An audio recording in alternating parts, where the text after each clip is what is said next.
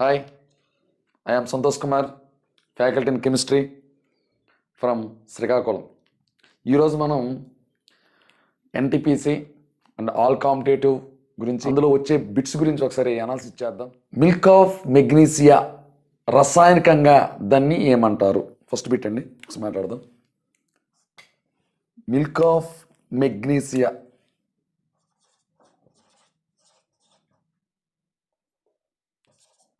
Milk of magnesia దీన్ని రసాయనికంగా ఏమంటారు? ఒకసారి మాట్లాడదామండి.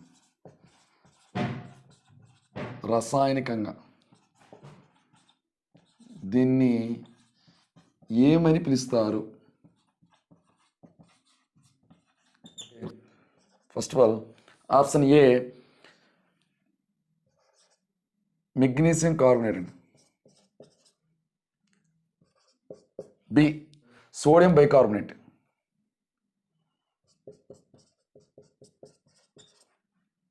Next one C calcium hydroxide.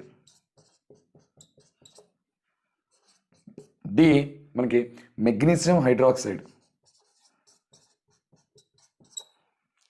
So వీటిలో మనకి ఇక్కడ దీని ఫస్ట్ ఆప్షన్లో మెగ్నీషియం కార్బోనేటు, దీన్ని sodium bicarbonate, next calcium hydroxide and magnesium hydroxide. మనకి ఈ ఆప్షన్స్లో మనకి మిల్క్ ఆఫ్ మెగ్నీసియా అనే క్వశ్చన్కి రసాయనికంగా ఏమని పిలుస్తారంటే దీన్ని మెగ్నీషియం హైడ్రాక్సైడ్ అనే ఆప్షన్ కరెక్ట్ అండి. సో ఆన్సర్ ఏంటంటే మనకి డి. అయితే సో ఈ మెగ్నీషియం హైడ్రాక్సైడ్ మిల్క్ ఆఫ్ మెగ్నీసియా అనడానికి గల రీజన్స్ ఏంటి, దానికి గల కారణం ఏంటి ఒకసారి మనం మాట్లాడదామండి. సో మెగ్నీషియం హైడ్రాక్సైడ్ అంటే ఫస్ట్ ఆఫ్ ఆల్ దీన్ని ఏం చేస్తారంటే MgOH ట్వైస్ మెగ్నీషియం హైడ్రాక్సైడ్ని వాళ్ళు నీటిలో కరిగించేటప్పుడు అండి, నీటిలో కరిగించేటప్పుడు ఇది ఒక అవలంబనాన్ని ఏర్పరుస్తుంది. అవలంబనం. సో MgOH ట్వైస్ ఇలా రాస్తే దీన్ని అవక్షేపము లేదా అవలంబనము అంటారండి. సో ఈ యారో మార్క్ దేని తెలియజేస్తుంది అంటే అవలంబనం గురించి తెలియజేస్తుంది. సో అవలంబనం అనేది మనకి కొల్లాయిడ్ గురించి ఎంతమంది విని ఉంటారండి. కొల్లాయిడ్, అవలంబనం, నెక్స్ట్ ద్రావణం. సింపుల్గా ద్రావణం, కొల్లాయిడ్, అవలంబనాలు ఉంటాయండి. సో ఇప్పుడు మనకు అవసరం అవలంబనం గురించి కాబట్టి ఇందులో అవలంబనం ఎగ్జాంపుల్గా మనకి మట్టి నీరు ఎగ్జాంపుల్ చెప్పుకోవచ్చండి. మట్టి నీరు లేదా బురద నీరు. సో ఇవన్నీ మనకి అవలంబనాలండి. అంటే మనకి బురద నీరు కానీ మట్టి నీరు కానీ వాటిలో మనకి మట్టి అనేది కిందకి వెళ్ళిపోతుంది, నీరు పైన ఉండిపోతుంది. సో అంటే అక్కడ మనకి సజాతీయంగా ఉండదు, విజాతీయంగా ఉంటుంది. అంటే నీరు కనిపించేస్తుంది, అదేవిధంగా మట్టి కూడా కనిపిస్తుంది. అంటే కిందకి మట్టి వెళ్ళిపోయి ఒక అవక్షేపంలో వేరవుతుంది. మనం ఫిల్టరేట్ చేసి మనం నీటిని మట్టిని వేరు చేయొచ్చు. సో ఆ విధంగా ఏర్పరిచే ఆ పదార్థం ఏం తీసుకుంటామంటే అవలంబనం అని పిలుస్తామండి. అవలంబనం అంటే ఎగ్జాంపుల్ అర్థమైంది అనుకుంటానండి. సో అదేవిధంగా మెగ్నీషియం హైడ్రాక్సైడ్ నీటిలో కరిగించినప్పుడు ఆ మట్టి నీరు వల్లే ఇక్కడ మెగ్నీషియం హైడ్రాక్సైడ్ కూడా నీటిలో అవలంబనాన్ని ఏర్పరుస్తుంది. ఏర్పరిచిన ఈ అవలంబనం అనేది మనకి తెలుపు రంగులో పాల వలె ఉంటుంది. మనకి చూడడానికి ఎలా ఉంటుందంటే పాల వలె కనిపిస్తుంది. సో ఈ తెలుపు రంగులో ఉంటే పాల వలె ఉన్న ఈ అవలంబనాన్ని మనం ఏమని చెప్తామంటే మిల్క్ ఆఫ్ మెగ్నీసియా. అయితే ఈ మెగ్నీషియం హైడ్రాక్సైడ్ అనేది నీటిలో కరగపోవడం గల కారణం ఏంటి అని అంటే ఇందులో మిల్క్ ఆఫ్ మెగ్నీసియాకి అల్ప ద్రావణీయత కలిగి ఉంటుందండి. అల్ప ద్రావణీయత. అల్ప ద్రావణీయత అంటే ఇప్పుడు ఏదైనా ఒక పదార్థాన్ని మనం నీటిలో కరిగించినప్పుడు అది కరిగించుకోవడం అంటే రెండు పదార్థాలు కలిసి ఒక పదార్థంగా మారడం. ఇప్పుడు ఎగ్జాంపుల్గా షుగర్ తీసుకోండి. షుగర్ తీసుకొని మనం నీటిలో వేస్తే అదేమవుతుందంటే షుగర్ నీటిలో కరిగిపోతూ ఉంటుంది, వేసిన కొద్ది ఇంకా కరిగిపోతూ ఉంటుంది. సో దాన్ని ద్రావణీయత కింద మనం మాట్లాడుతాం. అంటే కరగాల్సిన దానికంటే ఎక్కువగా కరిగితే దాన్ని అతి సంతృప్తి అంటాం. కరగాల్సిన దానికంటే తక్కువ కరిగితే దాన్ని అసంతృప్తి అంటాం. ఎంత కరగాలో అంతే కరిగితే దాన్ని సంతృప్త అంటాం. దాన్నన్నిటికీ బేస్మెంట్ ఏంటంటే ద్రావణీయత. ఆ ద్రావణీయతని మనం అల్ప ద్రావణీయత అని చెప్తున్నారండి. అంటే ఇండైరెక్ట్గా ఏంటి, ఈ మెగ్నీషియం హైడ్రాక్సైడ్ నీటిలో కరగాల్సిన దానికంటే చాలా అంటే చాలా తక్కువ కరుగుతుందండి. అంటే అసంతృప్త ద్రావణం కంటే కూడా బాగా తక్కువగా ఉంటుంది. సో అలా ఉండే వాటికి ఏమంటారంటే అల్ప ద్రావణీయత అని చెప్తారండి. సో ఆ విధంగా కరగకుండా ఒక అవక్షేపంలా నీటిలో ఉండిపోతుంది. సో దాన్ని మనం ఏమంటామంటే అవలంబనం అంటాం. ఈ అవలంబనం మనకి తెలుపు రంగులో కనిపిస్తుంది, అది కూడా పాల వలె కనిపిస్తుంది. కాబట్టి దాన్ని మనం ఏమని పెట్టామంటే మిల్క్ ఆఫ్ మెగ్నీషియా అని పేరు పెట్టారండి. సో ఓకేనండి. నెక్స్ట్ వన్ ఇక్కడ MgCO3. ఈ MgCO3 అనేది దేని యొక్క రసాయనం అవుతుంది? రసాయనికంగా MgCO3 దేనిది అవుతుంది అని అంటే మనకి మాగ్నసైట్ అనే పదార్థం యొక్క పదార్థం యొక్క రసాయన నామం ఏంటంటే MgCO3. MgCO3 యొక్క సాధారణ నామం మాగ్నసైట్. అంటే MgCO3 యొక్క సాధారణ నామం మాగ్నసైట్ యొక్క రసాయన నామం MgCO3. సో అదేవిధంగా మనకి NaCO3 ఇది ఏ పదార్థం యొక్క రసాయన నామం అంటే మనకి ఎగ్జాంపుల్గా బేకింగ్ సోడా అండి. ఏంటండి బేకింగ్ సోడా లేదా దీన్ని తినే సోడా అని పిలుస్తారండి. బేకింగ్ సోడా లేదా తినే సోడా వీటి యొక్క రసాయన నామం NaCO3 సోడియం బైకార్బోనేట్ అంటారండి. అయితే దీనికి బేకింగ్ సోడా అని దీన్ని ఎందుకని పిలిచారంటే ఇది ఫుడ్ మెటీరియల్స్లో బేకరీ ఫుడ్ మెటీరియల్స్లో లేకపోతే బేకరీలో తయారు చేసే కేకుల్లో కానీ ఈ బేకింగ్ సోడా మనం కలిపేటప్పుడు అక్కడ ఆ ఫుడ్ ప్రిపరేషన్లో మనకి వెయిట్ చేస్తారండి. వెయిట్ చేసేటప్పుడు మనకి NaCO3 ఉంది కదండి. ఈ NaCO3ని మనం వెయిట్ చేసేటప్పుడు ఇది Na2CO3 ప్లస్ H2O ప్లస్ CO2గా విడిపోతుందండి. అంటే ఇండైరెక్ట్ దీని నుంచి మనకి ఏంటంటే కార్బన్ డైఆక్సైడ్ అనేది రిలీజ్ అవుతుందండి. ఏం రిలీజ్ అవుతుందండి? Carbon dioxide. ఈ కార్బన్ డైఆక్సైడ్ అనేది అక్కడ ఫుడ్ మెటీరియల్ని దాటుకుంటూ హై ప్రెషర్తో ఆల్రెడీ మనం వెయిట్ చేస్తున్నాం కదండి, అధిక గతిశక్తి ఉంటుందండి. గతిశక్తి అంటే దానికి వేగం పెరుగుతూ ఉంటుందండి. ఏదైనా పదార్థానికి గతిశక్తి ఎక్కువ ఉండడం అంటే దాని యొక్క వెలాసిటీ వేగం అనేది పెరుగుతుంది. సో అది పైకి రావడానికి ప్రయత్నం చేస్తుంది. అలా కార్బన్ డైఆక్సైడ్ అనేది విచ్చలవిడిగా ఆ పదార్థంలో బయటకు వచ్చేటప్పుడు ఆ పదార్థం యొక్క సైజ్ అనేది ఒకసారిగా పెరుగుతుంది.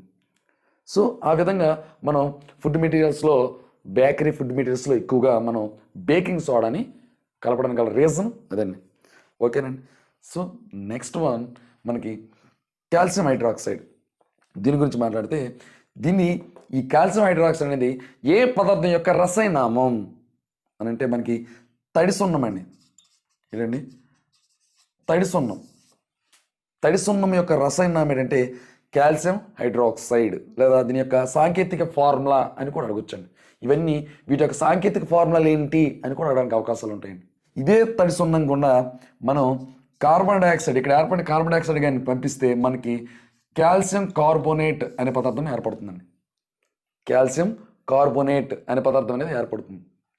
సో ఈ కాల్షియం కార్బోనేట్ అనేది మనకి తెల్లని పాల వలె మారుస్తుందండి. తెల్లని పాల వలె మార్చి మనకు కనిపిస్తుంది CaCO3. దేన్ని? Carbon dioxide. దేన్నండి? తడి సున్నాన్ని. ఇది కలిసినప్పుడు ఎలా మారుతుందండి? తెల్లని పాల వలె మారుతుంది. ఆ తెల్లని పాల వలె మారే కాంపౌండ్ ఏంటి, సమ్మేళనం ఏంటి అంటే కాల్షియం కార్బోనేట్. అడుగుతండి కింద వాటిలో తెల్లని పాల వలె మారిన సమ్మేళనం ఏది? సో తెల్లని పాల వలె మారే సమ్మేళనం ఏదంటే CaCO3. అర్థమైందండి. సో అదేవిధంగా ఏ పదార్థాన్ని మనం తెల్లని పాల వలె మార్చవచ్చు అంటే తడి సున్నాన్ని తెల్లని పాల వలె మార్చవచ్చు. సో ఆ విధంగా కూడా అడగడానికి అవకాశాలు ఉంటాయండి. సో అదేవిధంగా నెక్స్ట్ మనం ఇక్కడ ఎలా అడగవచ్చండి? CaOH యొక్క సాధారణ నామం ఏంటి? తడి సున్నం. అదేవిధంగా ఇక్కడ CaCO3 యొక్క సాధారణ నామం ఏంటి? సున్నపు రాయి. ఏంటండి?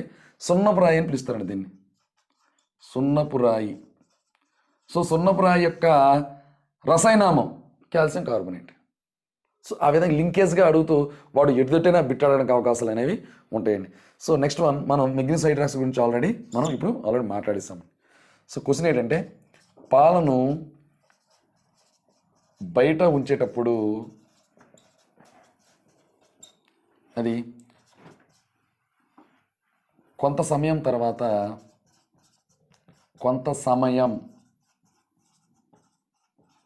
తర్వాత కొన్నిసార్లు ఏమవుతుందంటే మనకి పుల్లని రుచిని ఇస్తుందండి. అయితే అక్కడ ఏంటి ఏర్పడుతుంది అది క్వశ్చన్ అండి. ఏ పదార్థం ఏర్పడడం వల్ల మనకి పుల్లని రుచిని అది ఇస్తుంది? ఎవరు? పాలు అనేది. ఎక్కడ ఉంచినప్పుడు అండి? బయట ఉంచినప్పుడు కొంత సమయం తర్వాత. సో దాని గురించి ఒకసారి మాట్లాడదామండి. సో అందులో ఏంటనేది మనం ఒకసారి మాట్లాడదాం. ఏ ఆప్షన్ ఏంటంటే లాక్టిక్ ఆమ్లం అండి. ఇదండి లాక్టిక్ ఆమ్లం. అదేవిధంగా బి సిట్రిక్ ఆమ్లం.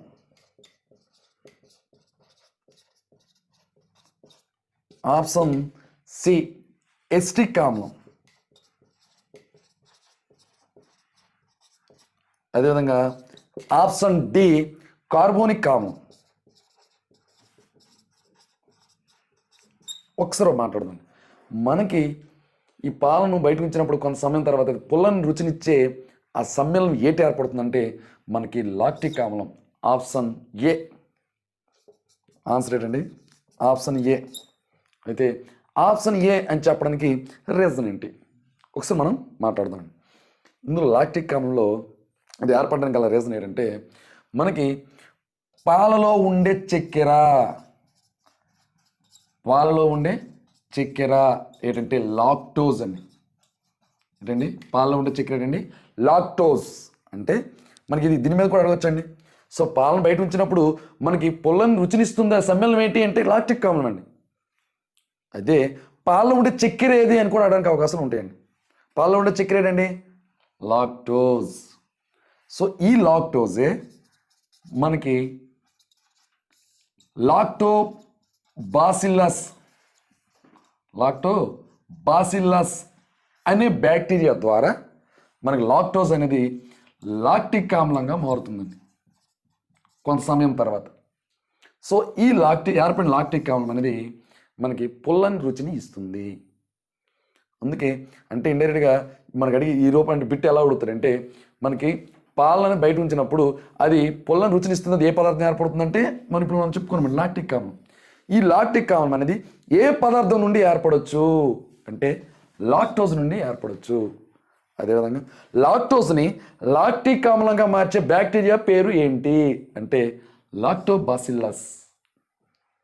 ఈ కింది వాటిలో లాక్టోబాసిల్లస్ ఏ పదార్థాన్ని ఏ పదార్థంగా మారుస్తుంది అంటే పాలను లాక్టిక్ ఆమ్లంగా మారుస్తుంది. అంటే ఇండైరెక్ట్గా పాలలో ఉండే చక్కెర లాక్టోజ్. అంటే లాక్టోజ్ని ఎలా మారుస్తుంది? లాక్టిక్ ఆమ్లంగా మారుస్తుందండి. సిట్రిక్ ఆమ్లం అండి. సో సిట్రిక్ ఆమ్లం అనేది ఎలాంటి పదార్థాల్లో ఉంటుంది? ఇప్పుడు ఎగ్జాంపుల్గా లాక్టిక్ ఆమ్లం దేనికి సంబంధించిందండి? పాలకు సంబంధించింది. అదేవిధంగా సిట్రిక్ ఆమ్లం ఏ పదార్థానికి సంబంధించింది అని అంటే మన సిట్రిక్ ఆమ్లం అనేది నిమ్మరసం అండి. అదేవిధంగా సిట్రస్ జాతి పండ్లలో ఎక్కువగా ఉంటుంది. ఏంటండి? సిట్రస్ జాతి.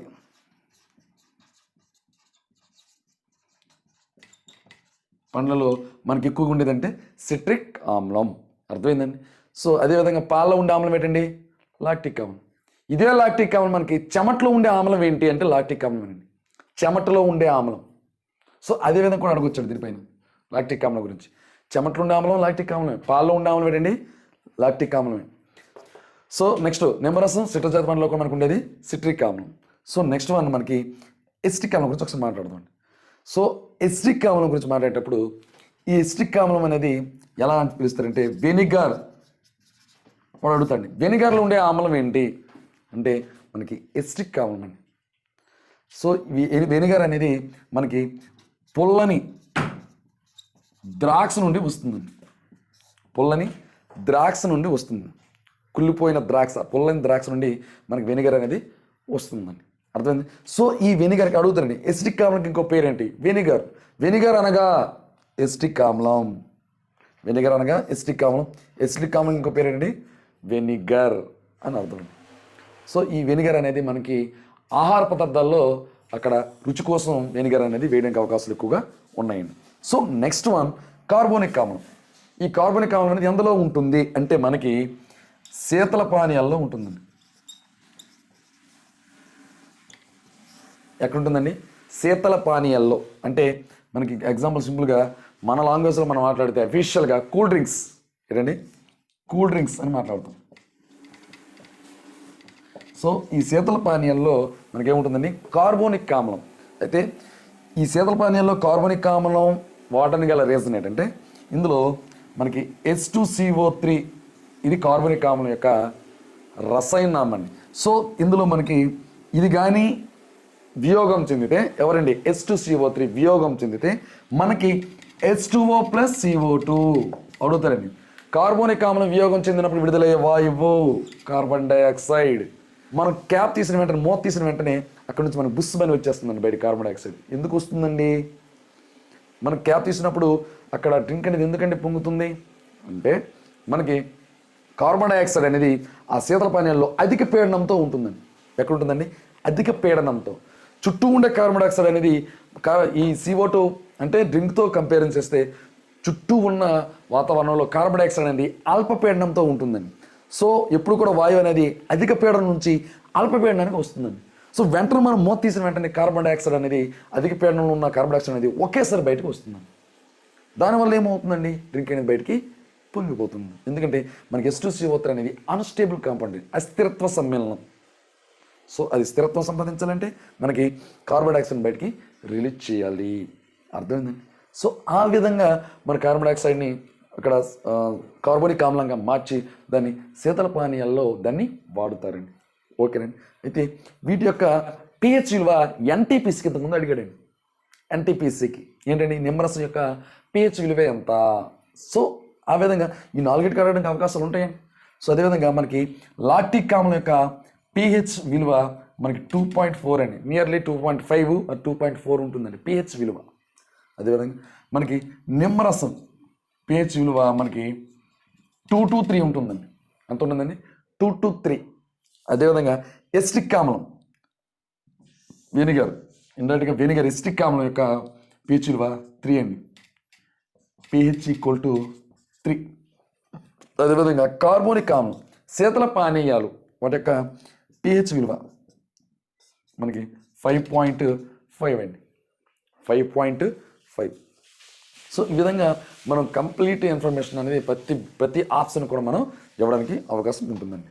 థర్డ్ వన్ ఏంటి అని అంటే మనకి ఆమ్లాలు క్షారాలు చర్య జరిపి మనకి లవణాన్ని నీటిని ఏర్పరిచే ప్రక్రియను లేదా విధానాన్ని లేదా చర్యని ఏమంటారు? అదొకసారి మనం మాట్లాడదాం. ఏంటండి? ఆమ్లాలు క్షారాలు చర్య జరిపి మనకి లవణము నీరు ఏర్పరిచే ప్రక్రియ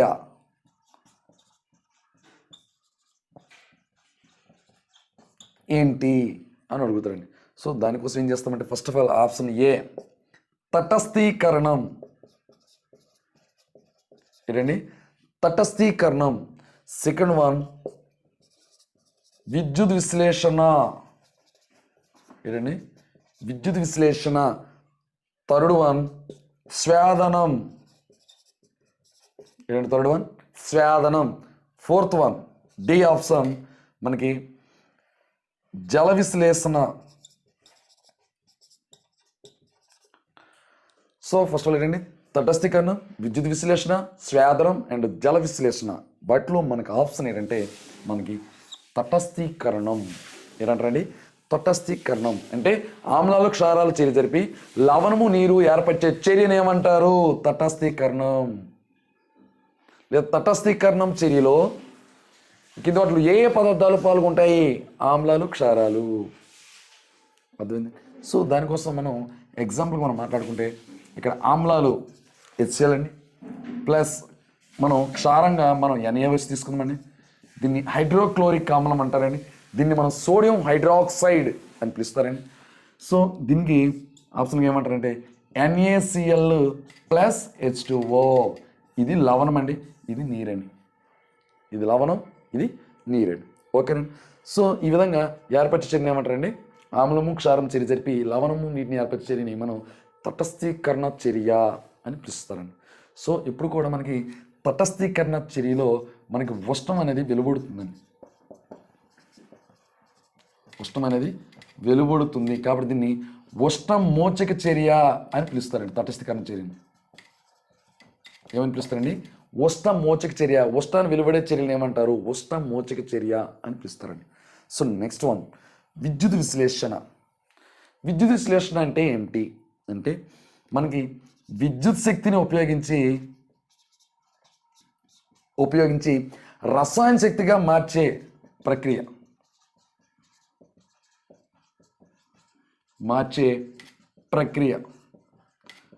అడగొచ్చండి. విద్యుత్ శక్తిని రసాయన శక్తిగా మార్చే ప్రక్రియ పేరు ఏంటి అంటే మనకి విద్యుత్ విశ్లేషణ. అదే విద్యుత్ విశ్లేషణలో ఏ శక్తిగా మారుతుంది అంటే మనకి విద్యుత్ శక్తి అనేది రసాయన శక్తిగా మారుతుంది. అర్థమైందండి? సో రసాయన శక్తి ఇక్కడ విద్యుత్ శక్తి అనేది రసాయన శక్తిగా మారితే ఏ ప్రక్రియ అంటారండి? విద్యుత్ విశ్లేషణ. విద్యుత్ విశ్లేషణలో ఏ శక్తిగా మారుతుంది? విద్యుత్ శక్తి అనేది రసాయన శక్తిగా మారుతుంది. దానికి ఒక సింపుల్ ఎగ్జాంపుల్ తీసుకొని చెప్తానండి మీకు. ఇందులో మనకి ఎగ్జాంపుల్గా NaCl తీసుకోవచ్చు, లేదా H2O నీరు తీసుకోవచ్చు. సింపుల్గా మీకు అర్థం కావడం కోసం మనం నీటిని తీసుకుందామండి. సో నీటిని తీసుకున్నప్పుడు మనకి సింపుల్గా విద్యుత్ విశ్లేషణ చేసేటప్పుడు తప్పనిసరిగా మనకి బ్యాటరీ అనేది అవసరమండి. సో బ్యాటరీ అంటే ఎందుకంటే బ్యాటరీ ఎందుకు యూజ్ చేస్తాము? విద్యుత్తును పంపిస్తుంది కాబట్టి. ఓకేనండి? సో అవి బ్యాటరీ ద్వారా మనం నీటిని విద్యుత్ విశ్లేషణ చేసేటప్పుడు మనకి 2H2+O2 అంటే మనకి హైడ్రోజన్ ఆక్సిజన్ అనేది విడుదల చేస్తుందండి. ఏంటండి? 2H2O. దేని సమస్యలు దేని చేస్తండి? విద్యుత్ విశ్లేషణ చేస్తే. నీటిని విద్యుత్ విశ్లేషణ చేసినప్పుడు ఏర్పడే పదార్థాలు ఏంటి అంటే H2 and O2, hydrogen and oxygen. అర్థమైంది? సో అదేవిధంగా మనకి ఈ H2 ఆక్సిజన్ అనేది అక్కడ బ్యాటరీ ఉపయోగించేటప్పుడు మనకి 2 రకాల ఎలక్ట్రోడ్స్ ఉపయోగిస్తారండి ఇందులో. సో అందులో సింపుల్ డయాగ్రామ్ మనం వేస్తే ఇలా ఎలక్ట్రోడ్స్ ఉంటాయండి. సో ఈ ఎలక్ట్రోడ్స్ని ఏం చేస్తారంటే ఒక బ్యాటరీ కనెక్ట్ చేస్తారండి. సో అందులో ప్లస్ మైనస్ అలా తీసుకుంటామండి. ఇందులో మనకి నీరు ఉంటుందండి. సో నీటి అనేది ఎప్పుడు కూడా మనకి ఇక్కడ H+OH- సింపుల్గా మీకు అర్థం కావడం కోసమండి.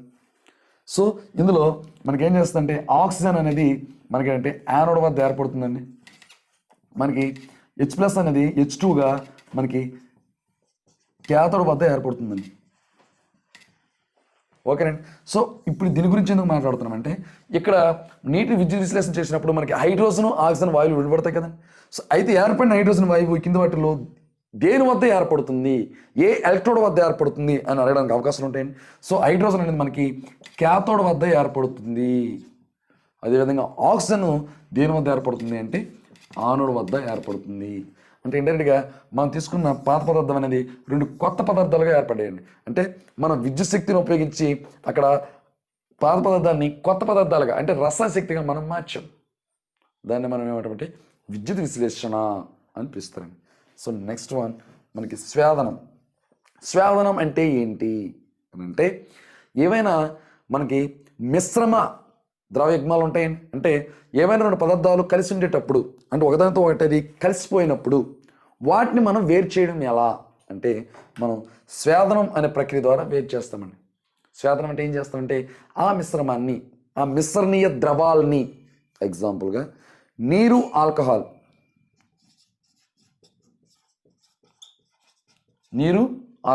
అదేవిధంగా నీరు ఎసిటోన్ ఇప్పుడు ఆల్కహాల్ యొక్క రసనామం సింపుల్ మీకు C2H5OH అండి. ఇతర ఆల్కహాల్ని మనం ఆల్కహాల్గా తీసుకుంటామండి ఎక్కువగా. నెక్స్ట్ ఎసిటోన్ అంటే మనకి CH3C≡O అండి. సో ఎసిటోన్ రసాయనికంగా CH3CO అంటారు. సో వీటి గురించి కంప్లీట్ ఇన్ఫర్మేషన్ తర్వాత మనం మాట్లాడదామండి. So next one acetone alcohol. ఇవి మనకి మిశ్రణీయ ద్రవాలండి. మిశ్రణీయ ద్రవాలు. సో వీటిని మనం వేరు చేయాలి అని అంటే మనం ఏం చేస్తామంటే ఈ మిశ్రమానికి మనం సింపుల్గా సో ఇలా వేడి చేస్తామండి. సో వేడి చేసేటప్పుడు వాటి యొక్క బాష్పీభవన స్థానానికి అనుగుణంగా దేని గురించి అండి బాష్పీభవన స్థానానికి అనుగుణంగా ఈ 2 వేరైపోయి అవి బయటకు వచ్చేస్తాయండి. అర్థమైందండి? సో అదేవిధంగా మనకి ఇక్కడ నీరు ఎసిటోన్ నీరు ఆల్కహాల్ తీసుకుంటే మనకు డెఫినెట్గా స్వేదనం అనే ప్రక్రియ ఎలాంటి టెంపరేచర్స్ వద్ద వాటి యొక్క బాష్పీభవన స్థానాల్లో ఎంత ఉష్ణోగ్రత తేడా వద్ద మనం స్వేదనం అనేది ఉపయోగిస్తామంటే 2 ద్రవాల యొక్క బాష్పీభవన స్థానాల మధ్య తేడా అనేది 25 degrees Celsius కంటే ఎక్కువ ఉంటుంది. ఈ బిట్ చాలా ఇంపార్టెంట్ అండి స్వేదనం ప్రక్రియలో. వాడు ఏమడుగుతాడంటే 2 ద్రవాల యొక్క బాష్పీభవన స్థానాల్లో తేడా అనేది 25 degrees Celsius కంటే ఎక్కువ ఉంటే ఏమవుతుంది, తక్కువ ఉంటే ఏమంటారు, ఏ ప్రక్రియ వాడతారు అని అడుగుతాడండి. సో 25 degrees Celsius కంటే మనకి ఎక్కువ ఉంటే ఎందులో తేడా అండి బాష్పీభవన స్థానాల్లో తేడా అనేది 25°C కంటే ఎక్కువ ఉంటే మనం స్వేదనం అనే ప్రక్రియను వాడతామండి. అదే 25°C కంటే తక్కువ ఉంటే ఏ ప్రక్రియ వాడతారు అంటే మనకి అంశిక స్వేదనం అండి. ఏంటండి? అంశిక స్వేదనం. సో 25°C కంటే తక్కువ ఉంటే అంశిక స్వేదనం అండి.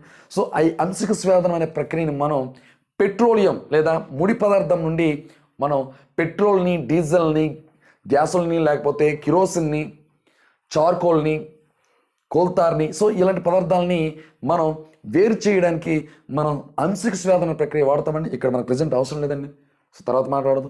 సో మీకు డిఫరెన్షియేషన్ కాబట్టి చెప్పాలి కాబట్టి చెప్తున్నాను. ఓకేనండి. సో 25°C కంటే బాష్పీభవన స్థానాల్లో ఎక్కువైతే మనకి స్వేదనం, తక్కువైతే అంశిక స్వేదనం వాడతారండి. ఓకేనండి. సో అయితే వీటిలో మనకి ఫస్ట్ ఆఫ్ ఆల్ మీకు తెలియాల్సింది ఏంటంటే బాష్పీభవన స్థానం అంటే ఏంటి అంటే ఒక ద్రవం అనేది ఏ ఉష్ణోగ్రత వద్ద బాష్పంగా మారుతుందో దానిని ఆ ఉష్ణోగ్రతని మనం బాష్పీభవన స్థానం అంటామండి. సింపుల్గా మీకు వాటర్ తీసుకోండి. వాటర్ అనేది మనకి ఇక్కడ ఆవిరిగా లేదా బాష్పంగా మారాలి అంటే మనకి 100°C వద్ద దాన్ని మారుతుందండి. అంటే నీటి యొక్క బాష్పీభవన స్థానం 100°C అండి. ఓకేనండి. సో ఆ విధంగా ఏ ఉష్ణోగ్రత వద్ద అయితే ద్రవం అనేది బాష్పంగా మారుతుందో ఆ ఉష్ణోగ్రత లేదా ఆ స్థానాన్ని మనం బాష్పీభవన స్థానం అంటామండి. సో ఆ బాష్పీభవన స్థానం యొక్క ఉష్ణోగ్రతల్లో తేడా అనేది మనకి 25°C కంటే ఎక్కువ ఉంటే స్వేదనం, తక్కువ ఉంటే అంశిక స్వేదనం. నెక్స్ట్ జల విశ్లేషణ అంటే మనం ఏదైనా ఒక పదార్థాన్ని మనం నీటితో కలిపి చర్య జరిపించడం. నీటితో కలిపి మనం చర్య జరిపినప్పుడు మనకి జల విశ్లేషణ అనేది జరుగుతుంది. అంటే మనకి నీటిని ఉపయోగించి ఆ పదార్థాన్ని విడగొట్టడం. ఏదైనా ఒక పదార్థాన్ని నీటిలో కలిపి దాన్ని విడగొట్టే పదార్థాన్ని ఏమంటారంటే ప్రక్రియను ఏమంటారంటే జల విశ్లేషణ అని పిలుస్తారండి. ఓకేనండి. సో ఎగ్జాంపుల్గా మనం సుక్రోజ్ సుక్రోజ్ ఇది ఒక కార్బోహైడ్రేట్ అండి. ఏంటండి? కార్బోహైడ్రేట్. ఈ కింది వాటిలో కార్బోహైడ్రేట్ ఏది అనే ఆప్షన్లో మనకి సుక్రోజ్ అనేది ఉండడానికి అవకాశం ఉండొచ్చు. సుక్రోజ్ ఆప్షన్ ఉంటుంది, చూసుకోవాలి. కార్బోహైడ్రేట్. సో అదొక పిండి పదార్థం అని మీనింగ్ అండి. ఓకేనండి. పిండి పదార్థం. అయితే ఈ సుక్రోజ్ని మనం నీటిలో కరిగించినప్పుడు అంటే జల విశ్లేషణ చెందించినప్పుడు మనకి దీని నుంచి గ్లూకోజ్ అండ్ ఫ్రక్టోజ్ అనే పదార్థాలు ఏర్పడతాయి. ఏంటండి? గ్లూకోజ్ ప్లస్ ఫ్రక్టోజ్ అనే రెండు పదార్థాల చక్కెరలు అనేవి ఏర్పడతాయి. అయితే వీటిలో గ్లూకోజ్, ఫ్రక్టోజ్ ఈ రెండు ఒకదానితో ఒకటి మనకి సాదృశ్యకాలని. ఏంటండి? సాదృశ్యకాలు అని పిలుస్తారు. అయితే ఈ సాదృశ్యకాలు అంటే ఏంటి అంటే ఈ రెండు ఒకే అణుఫార్ములా కలిగి ఉన్నప్పటికీ వాటి యొక్క నిర్మాణంలో తేడా వస్తుంది. వాటి యొక్క బంధాలు, లింకేజ్లో ఆ నిర్మాణంలో తేడా వస్తుంది.